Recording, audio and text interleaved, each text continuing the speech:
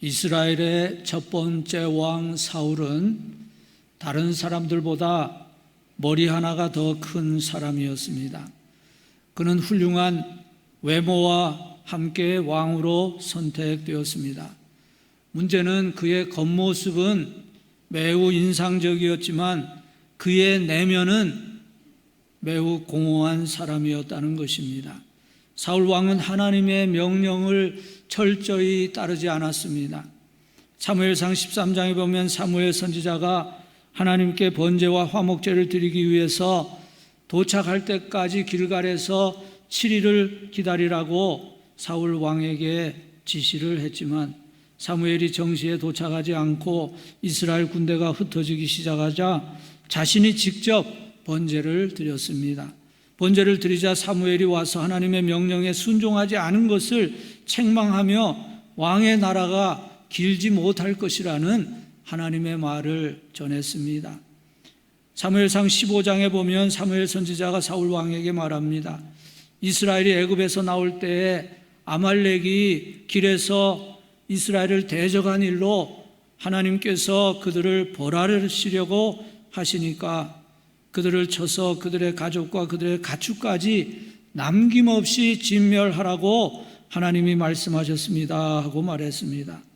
그런데 사울 왕은 아말렉을 진멸하는 중에 아각 왕과 그의 양과 소의 가장 좋은 것은 남겨두고 가치 없고 하찮은 것들만 진멸했습니다. 그때 하나님은 사무엘에게 내가 사울을 왕으로 세운 것을 후회한다고 말씀하시고 그가 여호와의 말씀을 버렸으므로 여호와께서도 그를 버려 왕이 되지 못하게 하시겠다고 하셨습니다. 사무엘 선지자를 만난 사울 왕은 하나님께 제사드리기 위해서 좋은 것들을 남겨두었습니다 변명했지만 사무엘 선지자는 순종이 제사보다 낫다 하고 말했습니다. 사울의 신앙은 피상적인 신앙이었습니다. 오늘날로 말하면 육신적인 신자이었습니다. 그는 하나님의 말씀에 온전히 순종하지 않고 적당히 순종했습니다. 사울 왕에게 중요한 것은 그의 이미지였습니다. 사람들이 그를 어떻게 보느냐 하는 것이 중요했습니다. 그는 하나님이 그를 어떻게 보시는지에 대해서는 큰 관심이 없었습니다. 사울 왕은 하나님의 신임을 잃어버렸습니다. 하나님은 그를 버리셨고 이스라엘은 적들에게 둘러싸여 있었습니다. 이스라엘은 새로운 왕이 필요했습니다. 그러나 그 사람이 누구인지는 사무엘도 몰랐고 아무도 몰랐습니다. 오직 하나님만이 이스라엘의 다음 왕이 누구인지를 알고 계셨습니다. 사무엘 선지자는 사울 왕이 왕의 자격이 없는 것을 보고 당황하고 있었습니다. 그때 하나님이 개입하셨습니다. 1절 말씀을 함께 우리 읽어보십니다. 1절 시작. 여호와께서 사무엘에게 이르시되 내가 이미 사울을 버려 이스라엘 왕이 되지 못하게 하였거늘 내가 그를 위하여 언제까지 슬퍼하겠느냐.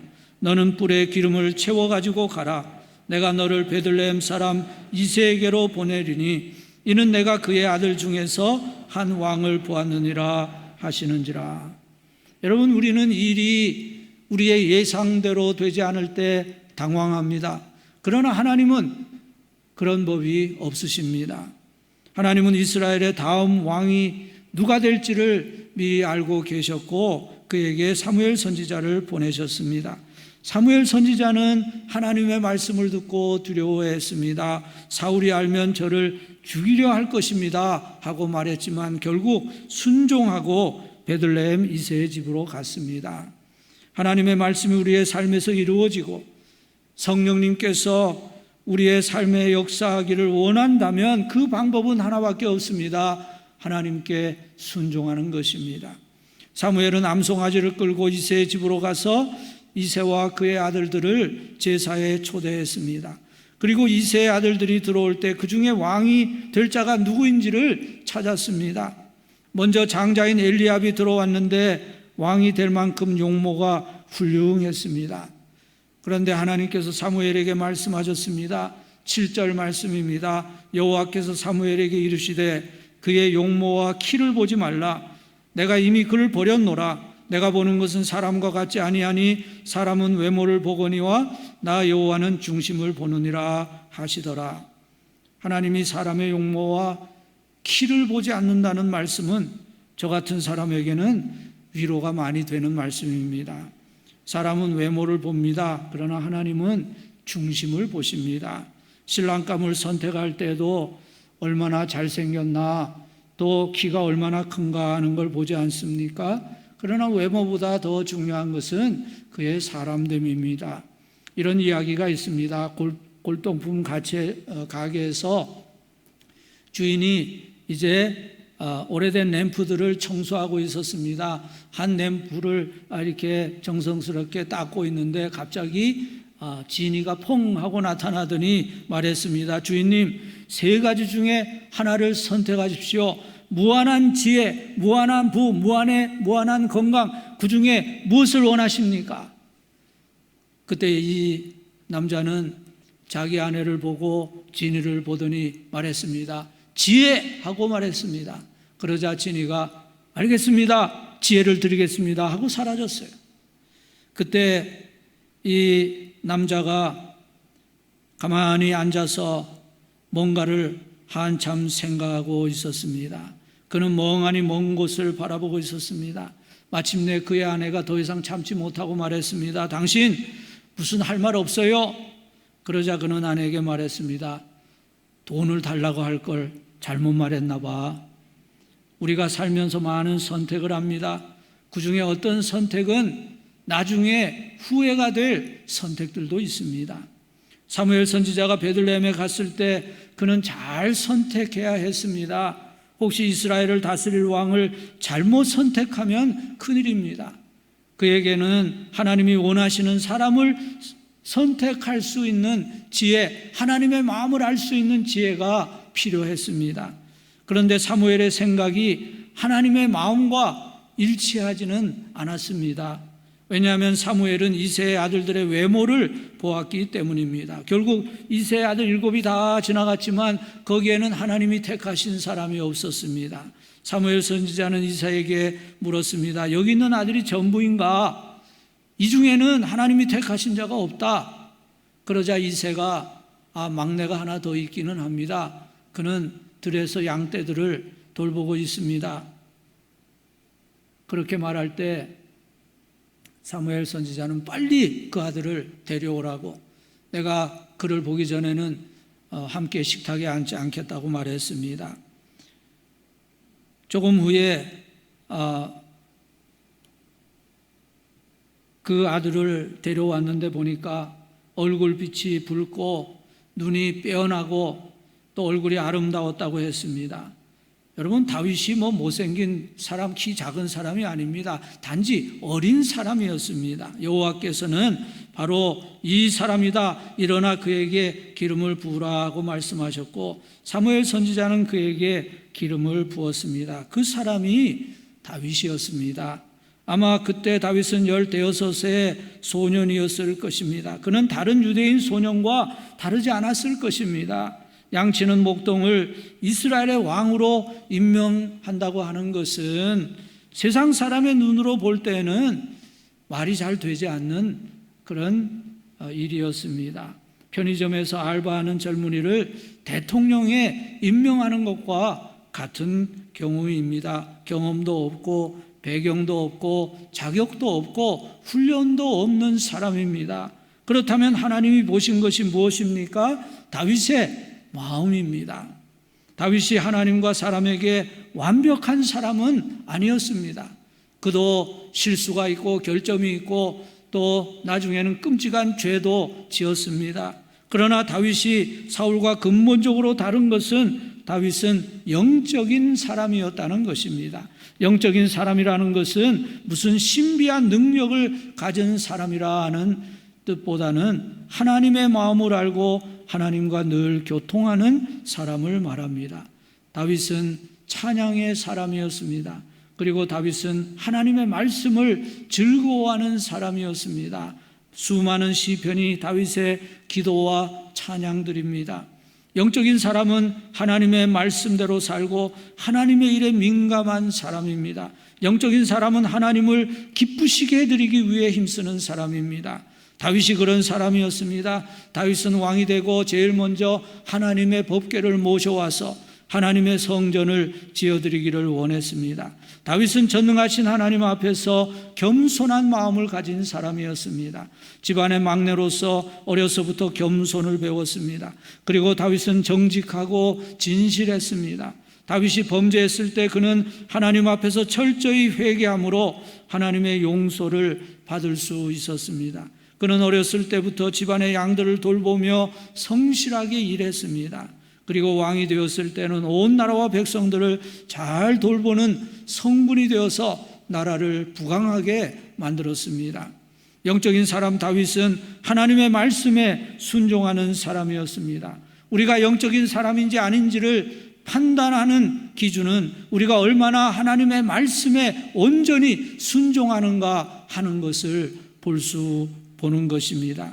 덴마크의 철학자 소렌 킬카드라고 하는 분이 이런 비유의 이야기를 했습니다. 오리 공동체가 있었습니다. 그 오리들은 매주일 오리 설교자의 설교를 듣기 위해서 오리 교회에 갔습니다. 오리 설교자는 이렇게 설교했습니다. 하나님은 우리 오리들에게 날 수 있는 날개를 주셨습니다. 우리가 이 날개를 가지고 갈 수 없는 곳은 없습니다. 우리 오리들은 하나님 주신 임무를 무엇이나 다 수행할 수 있습니다. 심지어는 우리가 하나님이 계신 곳으로도 우리가 날아 올라갈 수 있습니다. 그러자 거기 모인 오리들이 모두 아멘 하면서 꽥꽥 하고 말했습니다. 예배가 끝나고 오리들은 모두 돌아가기 시작했습니다. 그들은 모두 그날의 설교가 얼마나 훌륭한가를 서로 이야기했습니다. 그리고 오리들은 뒤뚱뒤뚱 걸으면서 모두 자기 집으로 돌아갔습니다. 오늘 우리들도 이 오리 교회와 매우 비슷합니다. 우리는 교회에 와서 찬송을 부릅니다. 그리고 설교를 듣습니다. 그리고 예배가 끝나면 우리가 올 때와 똑같은 모습으로 돌아갑니다. 우리는 잘 변화되지 않습니다. 그날 우리가 들은 말씀에 크게 영향을 받지 않은 채 집으로 돌아갑니다. 하나님이 선택하시는 사람은 사울과 같은 사람이 아니라 다윗과 같은 사람입니다. 하나님의 말씀에 온전히 순종하는 사람입니다. 고린도전서 1장 27절 이하에 보면 이런 말씀이 나옵니다. 그러나 하나님께서 세상의 미련한 것들을 택하사 지혜 있는 자들을 부끄럽게 하려 하시고 세상의 약한 것들을 택하사 강한 것들을 부끄럽게 하려 하시며 하나님께서 세상의 천한 것들과 멸시받는 것들과 없는 것들을 택하사 있는 것들을 폐하려 하시나니 이는 아무 육체도 하나님 앞에서 자랑하지 못하게 하려 하심이라. 하나님이 다윗을 이스라엘의 왕으로 택하시고 그에게 기름을 붓게 하셨을 때 다윗은 어떻게 했습니까? 이스라엘의 차기 왕이라는 명함을 만들었습니까? 내가 그 사람이라는 글씨가 있는 티셔츠를 입고 다녔습니까? 그때부터 이스라엘 왕이 되기 위해서 사람들을 모았습니까? 아닙니다. 19절에 보면 악령에 시달리는 사울 왕이 다윗이 수금을 잘 탄다 하는 말을 듣고 사람을 보냅니다. 19절은 이렇게 말씀합니다. 사울이 이에 전령들을 이새에게 보내어 이르되 양치는 내 아들 다윗을 내게로 보내라 하고 말합니다. 사무엘 선지자가 돌아갔을 때 다윗의 마음은 부풀어 오르지 않았습니다. 그는 곧바로 들판에 있는 양들에게로 돌아가서 다시 양치기가 되었습니다. 17장 15절에 보면 다윗이 왕궁 연주자로 일하게 된 다음에도 다윗은 사울에게로 왕래하며 베들레헴에서 그의 아버지의 양을 쳤다 하고 기록하고 있습니다. 그것이 하나님께서 다윗을 택하신 이유입니다. 그는 겸손하고 신실하고 신뢰할 수 있기 때문에 하나님 마음에 합한 사람이었습니다. 오늘 본문 사무엘상 16장 13절에 보면 이렇게 말씀합니다. 사무엘이 기름 뿔병을 가져다가 그의 형제 중에서 그에게 부었더니 이날 이후로 다윗이 여호와의 영에게 크게 감동되니라. 다윗은 기름 부음만 받은 것이 아닙니다. 그날부터 하나님의 영이 그에게 임하셨고 그 성령님과 함께 그는 겸손한 마음을 유지할 수 있었습니다. 여러분, 오늘 우리에게는 또 다른 왕이 계십니다. 그분은 다윗의 자손으로 오신 메시아이시고 만왕의 왕으로 세상을 심판하실 예수 그리스도이십니다. 예수님이 공생에 들어가셨을 때 나사렛 회당에서 선지자 이사야의 글을 찾아 읽으셨습니다. 주의 성령이 내게 임하셨으니 이는 가난한 자에게 복음을 전하게 하시려고 내게 기름을 부으셨다는 말씀을 읽으시고 이 말씀이 오늘 너희에게 응하였다 하고 말씀하셨습니다. 오늘 우리는 주님의 십자가의 은혜로 죄 사함을 받았고 하나님의 자녀가 되었습니다. 우리 모두는 다 예수 그리스도의 제자로서 주님을 닮는 자들이 되어야 합니다. 구약에서는 하나님의 영이 사람들에게 임하였다가 떠나갔습니다. 그러나 신약에서는 성령님이 모든 성도들 안에 거하십니다. 그래서 우리의 태도와 성품이 계속해서 더욱 주님을 닮아가게 만들어 가십니다.